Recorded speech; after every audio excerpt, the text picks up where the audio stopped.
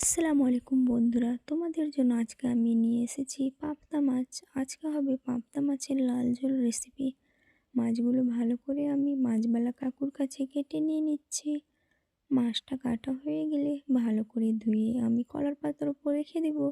এরপর কড়াইয়ে দিয়ে দিব সরিষার তেল। তেল গরম হয়ে আসলে দিয়ে দেবো টমেটো কাটা, রসুন পেঁয়াজ বাটা, কাঁচা লঙ্কা বাটা, লবণ, হলুদ গুঁড়ো, ধনে গুঁড়ো, জিরে গুঁড়ো, গোলমরিচ গুঁড়ো, শুকনো লঙ্কা গুঁড়ো আর দিয়ে দিব নুডলস মশলা। মশলাটা ভালো করে কষে নেব।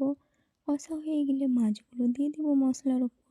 এরপর মশলার সাথে মাছটা ভালো করে কষিয়ে নেব। দিয়ে দিব জল। জলটা ফুটে আসলে ওপর থেকে ধনেপাতা কুচি দিয়ে দিব।